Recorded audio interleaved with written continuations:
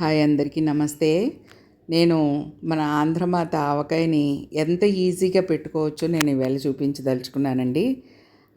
ఉదయాన్నే తోటకెళ్ళి కాయలు కోసుకొచ్చి నేను ఈ పచ్చడి కోసం నేను చిన్న రసాలు అనే రకాన్ని వాడాను. చిన్న రసాన్ని నూజివీడు రసాలని కూడా అంటారు. అన్ని మీడియం సైజు కాయలు చక్కగా అటు పెద్దవి కాదు, ఇటు చిన్నవి కాకుండా మీడియం సైజు కాయలన్నీ దగ్గరుండి కోయించి వాటిని తీసుకొచ్చి నీళ్ళల్లో వేసి అందులో తోటలో మనం సెలెక్ట్ చేసుకోవాలి కూడా. ఈ కాయ వద్దు, నాకు ఈ కాయ కావాలి, అట్లా సెలెక్ట్ చేసుకుని తీసుకొచ్చి నీటిలో వేశాను.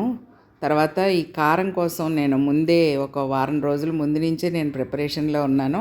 కాయలు శుభ్రంగా తీసుకొచ్చి కడుక్కుని ఎండబెట్టి నీట్గా బాగా ఎండిన తర్వాత వాటి తొడిమిలన్నీ తీసి మిల్లుకు పంపించి అట్లాంటి పనులన్నీ చేశాను అన్నమాట. ఈ కాయలు చూడండి, ఈ బళ్ళారి కాయలు, వీటిని బళ్ళారి కాయలు అంటారు. పెద్దగా లావుగా ఉంటాయి. వీటిలో కారం తక్కువ ఉంటుంది, రుచి ఉంటుంది బాగా, మంచి రంగు వస్తుంది. అలాగే ఇందులో వరంగల్ కాయ ఉంది, కారం కోసం అది వాడాను. ఇదేమో కాశ్మీర్ మిరపకాయలు కూడా మంచి కలర్ వస్తుంది అనమాట. ఇట్లా సెలెక్ట్ చేసుకుని కారం ఆడించి పెట్టుకున్నాను.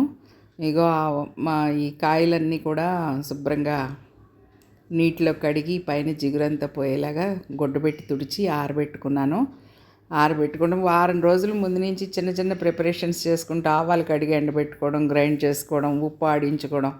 ఉప్పు కూడా ఎండబెట్టుకుని కొద్దిగా గ్రైండ్ చేస్తే మిక్సీలో చక్కగా అయిపోతుంది. ఇప్పుడు వెల్లుల్లిపాయలకి కొంచెం నూనె రాసి వాటిని ఆరబెట్టుకున్నాం అనుకోండి, అటు ఎండలో కాకుండా ఇటు మరీ నీడలో కాకుండా బాల్కనీలో ఎక్కడన్నా పెట్టామనుకోండి కొంచెం వేడి గాలి తగిలేలాగా, సాయంత్రానికి చక్కగా అవి తయారైపోతాయి అన్నమాట. అంటే ఈజీగా పొట్టు ఊడొచ్చేలాగా రెడీ అవుతాయి అన్నమాట.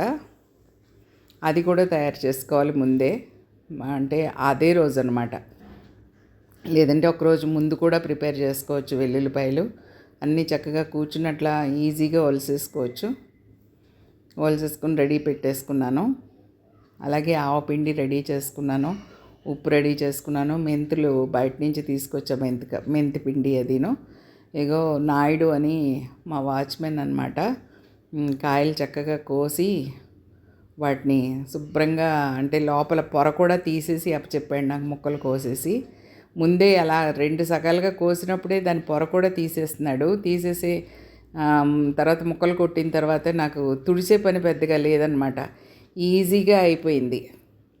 లేకపోతే బయట నేను కొట్టించగలిగితే కనుక వాటిని ముక్కలు కొట్టుకోవడం, తర్వాత వాటిని తుడుచుకోవడం, గుడ్డబెట్టి తుడుచుకోవడం, ఆ పనులు అవి చాలా ఎక్కువ ఉండేవి అనమాట. చాలా నీట్గా పని అయిపోయింది, సగం తగ్గిపోయినట్టు అయిపోయింది, చాలా ఈజీగా అనిపించింది. కాకపోతే ఇప్పుడు కోసేవాళ్ళు చాలా తక్కువ మంది ఉంటారు, మనం బయట కొట్టించుకుంటుంటాం సాధారణంగా. అలా ముక్కలు కొట్టేసి నీట్గా ఆరబెట్టేసాను. మధ్యాహ్నం వరకు కొంచెం ఆరబెట్టేసి తర్వాత ఇదిగోండి కొలత 10 కాయలకి 1/4 కేజీ కారం పడుతుందండి. మీడియం సైజు కాయలకి ఇంక అదే గుర్తు మీకు. ముక్కలు కొలుసుకోవటాలు అలాంటి పనులు లేకోకుండా, ముక్కలు కొలవడం అంటే ఎందుకో నాకు ఇష్టం అనిపించదు. ముక్కలన్నీ ఆ గిన్నెలో వేసి వంపి అవన్నీ కొంచెం చికాగ్గా అనిపిస్తాయి. 10 మీడియం సైజు కాయలకి 1/4 కేజీ తక్కువ ఉప్పు, ఇదిగోండి చూడండి కొలత, అంత తక్కువ వేసుకుంటే సరిపోద్ది. కారం 1/4 కేజీ, ఆవపిండి 1/4 కేజీ.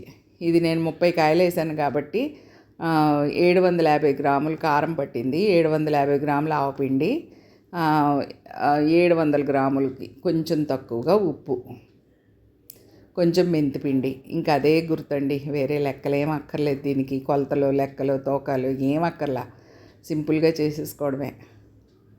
లేదంటే కొలత ప్రకారంగా వేసుకుంటాం. ఇప్పుడు నేను చేసే విధానంలో అయితే ఎంత కారం కావాలో అంత తీసుకుంటుంది, ఎంత వద్దనుకుంటే దాన్ని ఆపేసుకోవచ్చు. మనం వేరే పచ్చడికి దేనికన్నా వాడుకోవచ్చు, మనం అట్లా కూడా చేసుకోవచ్చు. అంటే కొలతలు అవి లేకోకుండా చక్కగా ఇలా కూడా చేసుకోవచ్చు హ్యాపీగా. మనం ఉసిరికాయ పచ్చడి పట్టుకుంటాం, నిమ్మకాయ పచ్చడి పట్టుకుంటాం, ఇట్లా రకరకాల పచ్చళ్ళు పట్టుకుంటాం ఇంకా చాలా, వాటిలో కూడా వాడుకోవచ్చు. ఈ కారం వచ్చిన ఇబ్బంది ఏం లేదు. నూనె అట్లా గిన్నెలో పోసుకుని పెట్టుకుంటాను. ఈ విధానం మా అమ్మ దగ్గర నుంచి వచ్చింది. వాళ్ళ అమ్మగారు కూడా ఇలాగే కలిపేవారు, మా అమ్మమ్మ గారు. ఈ ముక్కలు నూనెలో వేసేసి, ఆ నూనెలో వేసిన ముక్కల్ని కారంలో వేసుకోవడం.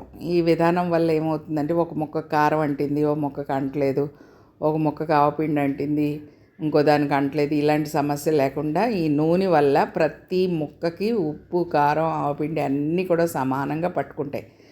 పట్టుకుని అవి ఊరతాయి అన్నమాట చక్కగా. చూడండి ఈ విధానం, ఇది సింపుల్గా అయిపోతుంది. ఒకళ్ళు పక్కన మనకి నూనెలో ముక్కలు వేసేవాళ్ళు ఒకళ్ళు ఉంటే మనం ఈజీగా గబగబా కలిపేసుకోవచ్చు. అలా వేసుకుని చక్కగా కారంలో పొర్లించాలన్నమాట వీటిని. అటు ఇటు పొర్లించేసేసి నీట్గా డబ్బాలో పెట్టేసుకుంటే, నేను జాడీ తర్వాత వాడతాను. ప్రస్తుతం మాత్రం స్టీల్ డబ్బాలో పెడుతున్నాను. ఒక 3-4 డేస్కి స్టీల్ డబ్బా ఏం కాదు, బాగానే ఉంటుంది. ఒక 1 వీక్ వరకు స్టీల్ డబ్బాలో ఏం పర్వాలేదు. స్టీల్ బకెట్లో పెడుతున్నాను నేను. ఒక 5-6 డేస్ ఇందులో ఉంచి తర్వాత ప్యాకెట్లు కట్టేస్తాం, దుబాయ్ ప్యాకింగ్లు కట్టేసి పిల్లలకి ఇవ్వాల్సినవి అన్నీ పెట్టేసి నేను ఫ్రిడ్జ్లో పెట్టేస్తాను. ఫ్రిడ్జ్లో పెట్టడం వల్ల ఏమవుతుందంటే ఈ రోజున పచ్చడి ఏ టేస్ట్లో ఉందో, ఏ కలర్లో ఉందో 1 ఇయర్ పోయిన తర్వాత కూడా అదే కలర్లో ఉంటుంది, అదే టేస్ట్లో కూడా ఉంటుందన్నమాట.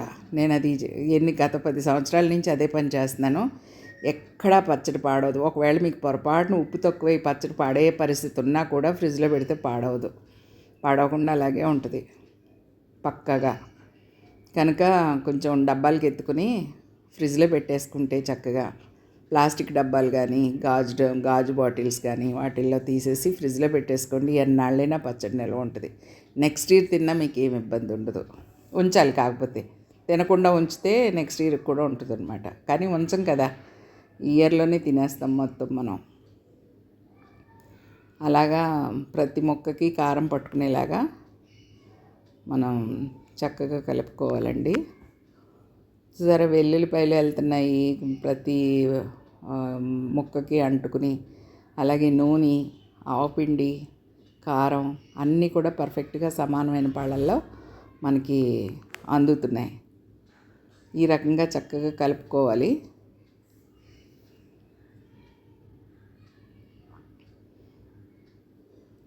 ప్రతి సంవత్సరం ఆవకాయ పచ్చడి ఇష్టం ఉన్న వాళ్ళు కంపల్సరీగా ఒక 2 కాయలు 3 కాయలైనా పెట్టుకోండి అవకాశం ఉన్నంత వరకు. లేదు అంటే కనుక మనకి తినాలనిపిస్తుంది, ఎవరో ఒకళ్ళు ఒక బాటిల్లో ఇస్తారు, అది ఎన్నాళ్ళు వస్తుంది, కొంతకాలం వస్తుంది, అయిపోద్ది. తర్వాత మళ్ళీ తినాలనిపిస్తే మళ్ళీ కొనుక్కోవడం, షాపులో అమ్మట వెళ్ళటం, ప్రియా పచ్చళ్ళని కొనుక్కోవడం, ఇవన్నీ అనవసరమైన పనులు. మనం చక్కగా మన చేతితో చక్కగా మనం ఆవకాయ పచ్చడి పట్టుకుంటే హ్యాపీగా కొద్ది కాలం మన ఇష్టం వచ్చినట్టు మనం తినచ్చు. చూడండి, నూనె నాకు 2 కిలోలు పట్టింది 30 కాయలకిను. 2 కిలోలు ఇది అయిపోయాక మళ్ళీ కొద్దిగా వేస్తాను. ఆ పైన పట్టింది కదా, కొద్దిగా పిండి కూడా మళ్ళీ కొద్దిగా ఈ మిగిలిన పిండి వేసేస్తాను అందులో.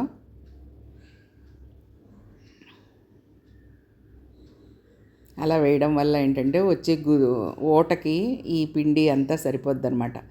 చెప్పాను కదా, 10 కాయలకి 1/4 కేజీ, ఆ లెక్కన వేసుకుంటే 30 కాయలకి 3 పావులు, అంటే 750 గ్రాముల దగ్గర పట్టిందనమాట. అగో పైన నూనె కూడా మళ్ళీ పోస్తున్నాను. పోసిన తర్వాత మళ్ళీ పైన కొద్దిగా పిండి సెట్ చేస్తాను. అది వీడియోలోకి రాలేదు, ఆ పైన పిండి వేయడం. మీకు నచ్చితే, నా వీడియో నచ్చితే లైక్ చేయండి, షేర్ చేయండి, సబ్స్క్రైబ్ చేయండి. మరిన్ని వీడియోలు వస్తాయి నా దగ్గర నుంచి. మీరు మీ అందరి ఆదరాభిమానాలు ఉంటే నేను ఇంకా ఇలా వీడియోలు చేస్తూ ఉంటాను హ్యాపీగా. చూడండి, లోపల పెట్టేస్తాము. థర్డ్ డే అనమాట, ఇది 3వ రోజు. చూడండి కిందకి ఎంత వెళ్ళిపోయిందో. పైదాకా పెట్టాం కదా, పైదాకా పెట్టాము. ఇప్పుడు మళ్ళీ కిందకి వెళ్ళిపోయింది. దాన్ని అంతా ఇందులోకి తీసి మనం కలపాలి చేతితోటి. చూసారా ఓట ఎంత తడిగా అయిపోయిందో. మనం పెట్టినప్పుడు పొడిగా ఉంది కదా, జస్ట్ ఆయిల్ను ఆ ముక్కలే ఉన్నాయి. ఇప్పుడు తడి కూడా వచ్చింది అందులో. ముక్కల తాలూకా రసం అన్నమాట అది.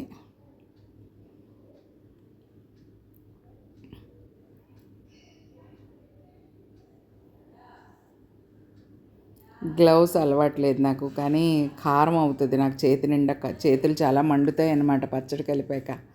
అందుకని గ్లౌస్ వేసుకున్నాను. కానీ ఆ గ్లౌస్ నాకు కంఫర్టబుల్గా అనిపించలేదు. అంటే ఆ ముక్క తాలూకా స్పర్శ తగులుతూ ఉంటేనే మనకి ఎలా కలిసింది ఏంటి అని అక్కడక్కడ ఉప్పు ముద్దలు తగులుతూ ఉంటాయి. అవన్నీ నలుపుకుంటా చక్కగా చేయొచ్చు కదా. గ్లౌస్ వల్ల మనకి అవన్నీ కుదరట్లేదనమాట. అందుకని తీసేసాను చూడండి. అలా బాగా కలుపుకోవాలి.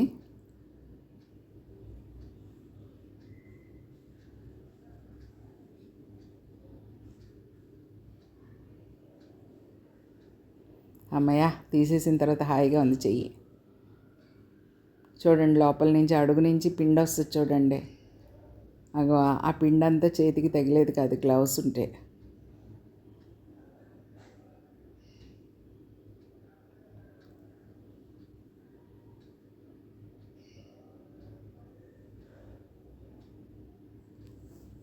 నా ఛానల్ సబ్స్క్రైబ్ చేయండి, దయచేసి లైక్ చేయండి వీడియో నచ్చితే.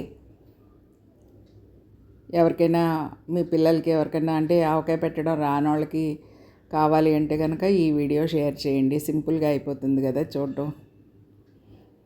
చిన్న పచ్చడి కూడా పెట్టుకోవచ్చు, 2 కాయలు 3 కాయలు కూడా పెట్టుకోవచ్చు చక్కగా.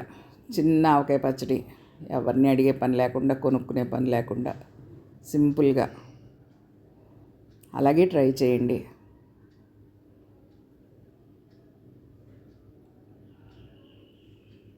పెద్ద కష్టమైన పని ఏం కాదు. అలా టీవీ దగ్గర కూర్చుని అలా కలిపేసేయచ్చు. కరెక్ట్గా 2 కిలోలు పట్టిందండి నూనె. ఇంకా పైన పడుతుందేమో, పడితే కనుక వేద్దామని అనుకున్నాను కానీ సరిపోయింది.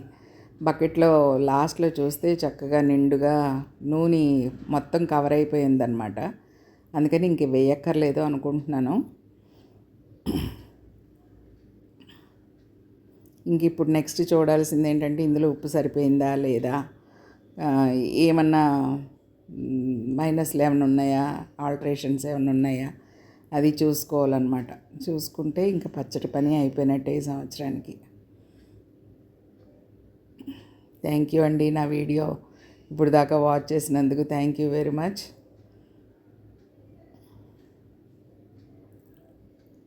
ఇదంతా తీసి ఇప్పుడు కలిపేసాం కదా, ఇప్పుడు మళ్ళీ ఆ బకెట్లోకి నేను తీసుకుంటాను. తీసేసుకుంటే గిన్నె ఖాళీ అయిపోతుంది. ఆ బకెట్ ఈజీగా పెట్టేయచ్చు. చూడండి కలర్ ఎంత బాగుందో, ఓకే పచ్చడి కలర్. మెయిన్గా తినాలి అంటే కలర్ఫుల్గా ఉండాలండి, కంటికి ఇంపుగా ఉండాలి. బకెట్లో పెట్టేశాను కదా, ఇప్పుడు ఉప్పు చూద్దాం. ఆ గిన్నెలో కలుపుకొని, వేడి అన్నం వేసింది మా లక్ష్మి తెచ్చి. అగో ఫస్ట్ ముద్ద తనకే పెట్టాను, ఎందుకంటే నాకు చాలా హెల్ప్ చేసింది. అందుకని ఫస్ట్ ముద్ద తనకే పెట్టాను. కానీ నోట్లో పెట్టుకున్నాక, నాకు నోట్లో వేసుకున్నాక నిజంగా ఎంత నచ్చిందంటే పచ్చడి. ఉప్పు కారం అన్నీ సమానంగా పర్ఫెక్ట్గా సరిపోయినాయి. ఏమీ కలపాల్సిన పని లేదు, కరెక్ట్గా వచ్చింది పచ్చడి. చాలా హ్యాపీగా అనిపించింది నాకు.